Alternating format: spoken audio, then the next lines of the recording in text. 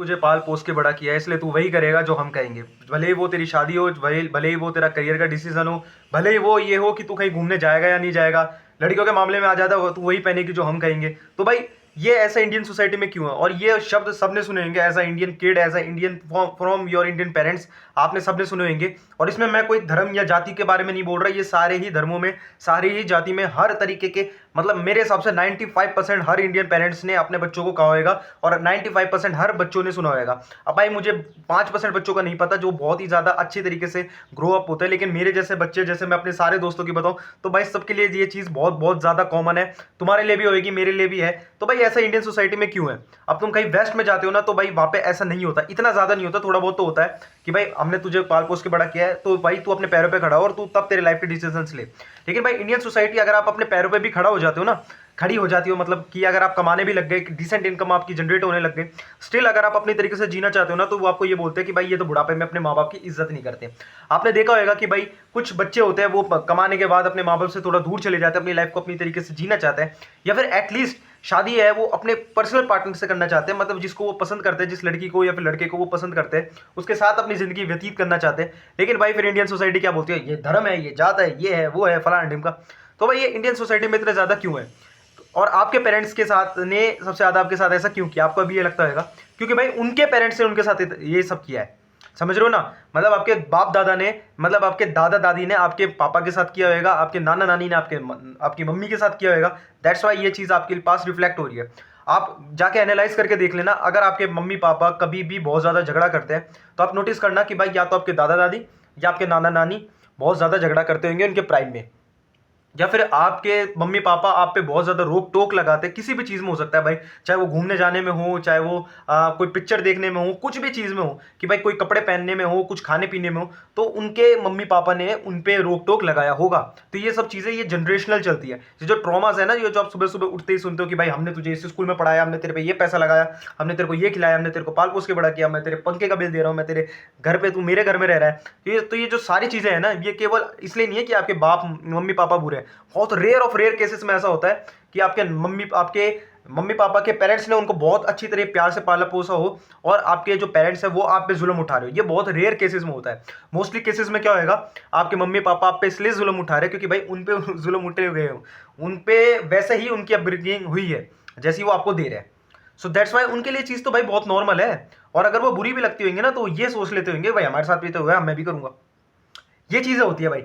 तो आपको ये उनको एकदम विलन नहीं बनाना है, क्योंकि हालांकि वो गलत है, मैं ये नहीं कह रहा उनको भगवान का दर्जा दे दो, ये कर दो, लेकिन आपको ये समझना पड़ेगा कि भाई उनकी अपब्रिंगिंग भी ऐसी हुई है। तो अब आप क्या कर सकते हो कि भाई अगर आपकी अपब्रिंगिंग ऐसी हो रही है कि जो आपको नहीं पसंद, कि भाई आपको लगता है ये चीज़ गलत है, ये ऐसी चीज़ मेरे को हर वक्त नहीं सुननी चाहिए, कि भाई ये तो आपका फर्ज है, आपके माँ बाप का फर्ज है कि भाई आपको ही पाल पोस के बड़ा करेंगे, क्योंकि भाई एक 5-6 साल का, एक 2-3 साल का बच्चा क्या कर लेगा खुद के लिए?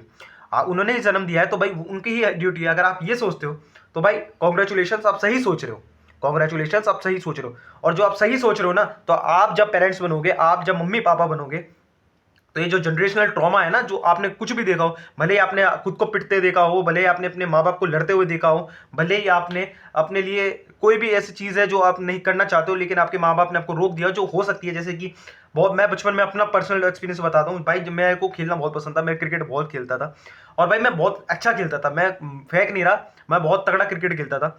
मैं खूब रोया घर पे कि भाई मेरे को एक बार अकेडमी भेज दो, एक बार अकेडमी भेज दो। तो भाई घर पे नहीं थे पैसे, चलो कोई बात नहीं भाई, मेरे को उस चीज़ से भी कोई शिकायत नहीं है कि भाई चलो घर पे पैसे नहीं थे तो मेरे को, मैं अकेडमी नहीं जा पाया। लेकिन भाई मेरे को मेरे घर वाले मेरे को गली में, या फिर गली में तो नहीं बोलूँगा, ग्राउंड में भी खेलने नहीं जाने देते थे। बिकॉज वो ये कहते थे कि भाई हमने तेरे पे पैसे लगाए हैं, हमने तेरे पे पढ़ाई पे पैसे लगाए, तो तू हमें आउटपुट दे। अब एक भाई 10वीं क्लास का बच्चा क्या आउटपुट दे देगा भाई तुम्हें? 10वीं क्लास में बच्चे ही होते हैं, बोर्ड्स है, ये है, वो है, कुछ भी नहीं होता भाई। 11वीं 12वीं क्लास अगर आप एक अच्छी स्ट्रीम लेते हो, आप एक अच्छा कॉलेज क्रैक करना चाहते हो, तो वो मैटर करती है। 10वीं क्लास में मैं था, तो भाई मैं क्या कर लेता? मैं उस साल खेलने नहीं जा पाता था, मेरे सारे दोस्त जाते थे। मैं जानता हूँ भाई मैं कितना सैड रहता था, कितना डिप्रेस्ड रहता था अंदर ही अंदर से। वो चीज़ अभी तक मेरे को हॉन्ट करती है कि यार सब खेल रहे हैं और मैं यहाँ बैठ के, ना मेरा पढ़ाई में ध्यान लग रहा है, क्योंकि भाई मेरा दिल तो वहाँ अटका हुआ है ना, तो मेरा पढ़ाई में भी ध्यान नहीं लग पा रहा।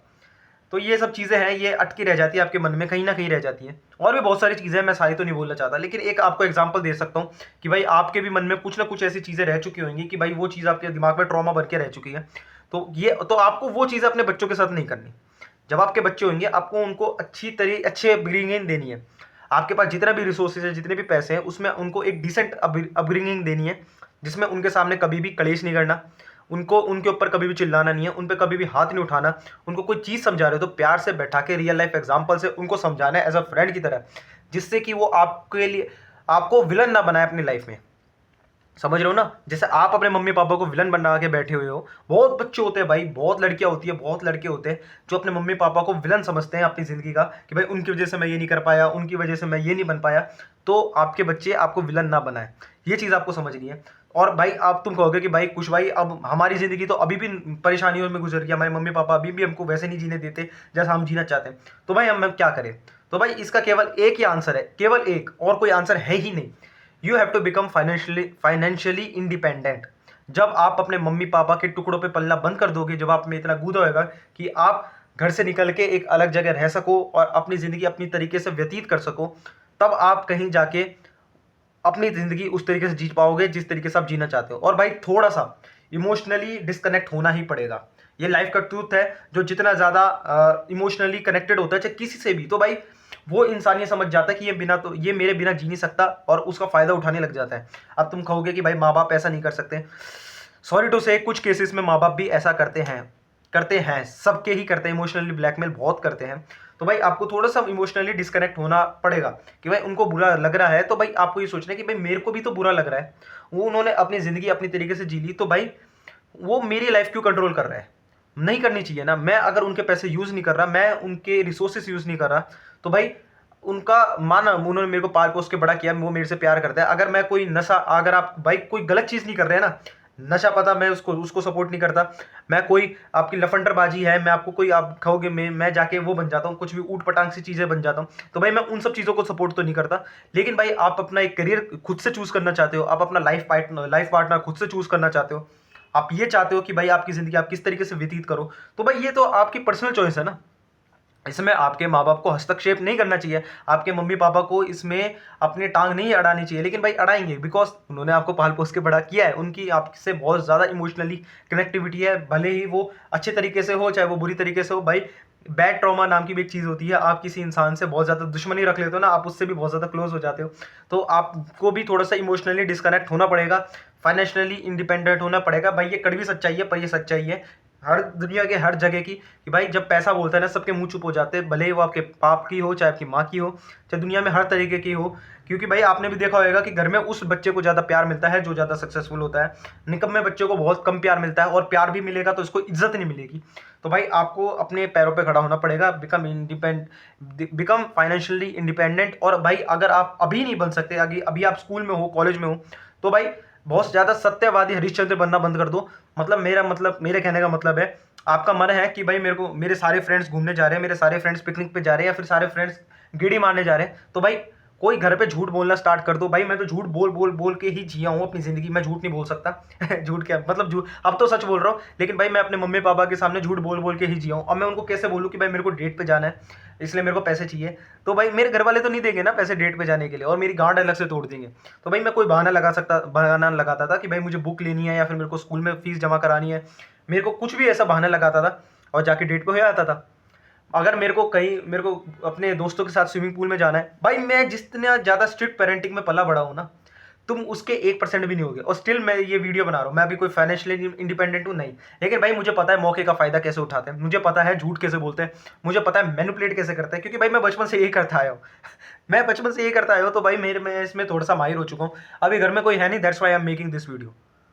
मेरे घर वालों के सामने मैं फ़ोन भी नहीं चला सकता, क्योंकि उन्होंने फीस दी है मेरे पढ़ने की, तो मैं उनके सामने सिर्फ पढ़ता हूँ, उनके सामने मैं कुछ भी नहीं कर सकता। सो दैट्स वाई जब वो सो जाते हैं तब मैं अपना लैपटॉप पे बैठ के इन वीडियोस को एडिट करूँगा, अपलोड करूँगा। मैं अपना फ्रीलांसिंग का काम तब करूँगा। भाई मैंने तो कॉलेज भी अपने बाप से लड़के लिया है एडमिशन, मैंने अपने पापा से फीस नहीं मांगी, मैं कहीं और से जुगाड़ करके फीस दे रहा हूँ।